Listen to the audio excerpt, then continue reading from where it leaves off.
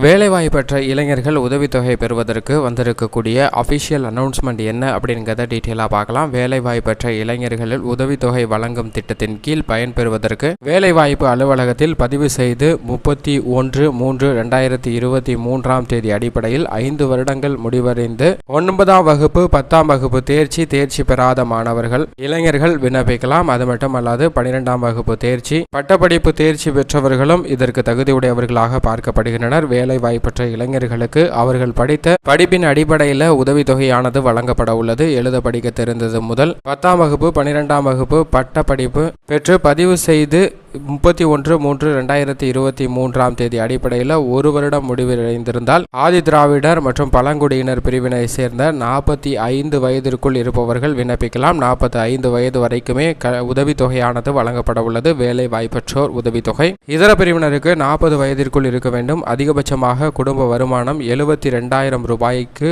மிகாமல் இருக்க வேண்டும். மாற்றுத்திறனாளிகளுக்கு வருமானத்தில் உச்சவரம்பு கிடையாது மற்றும் வயது வரம்பிலும் தளர்வு அளிக்கப்பட்டுள்ளது. வயது வரம்பு எதுவுமே கிடையாது. மாற்றுத்திறனாளிகளுக்கு எந்த வயதாக இருந்தாலும் விண்ணப்பிக்கலாம். தகுதியுடைய நபர்கள் பதிவு செய்த எண்ணின் அடிப்படையில் இந்த உதவித்தொகையானது வேலைவாய்ப்பு அலுவலக அட்டை, அசல் கல்வி சான்றிதழ் மற்றும் அசல் ரேஷன் கார்டு ஆகியவற்றுடன் விண்ணப்ப படிவத்துடன் திருச்சி மாவட்ட வேலைவாய்ப்பு மற்றும் தொழில் நெறி வழிகாட்டு மையத்தில் இலவசமாக பெற்றுக்கொள்ளலாம். இது திருச்சியில் மட்டும் வந்திருக்க அறிவிப்பில்லை. இதுபோன்று தமிழகம் முழுவதும் பல்வேறு மாவட்டங்களிலிருந்து இந்த வேலைவாய்ப்பு உதவித்தொகை பெறுவதற்கான விண்ணப்பங்கள் வரவேற்கப்படுகின்றன. சம்பந்தப்பட்ட மாவட்டத்தில் உள்ள வேலைவாய்ப்பு அலுவலகம் மற்றும் தொழில் வழி நெறிகாட்டு மையத்தில் இதற்கான தகவல்களை பெற முடியும். வேலைவாய்ப்பற்ற இளைஞர்களுக்கு அவர்கள் படித்த கல்வி அடிப்படையில் உதவித்தொகையானது வழங்கப்பட உள்ளது.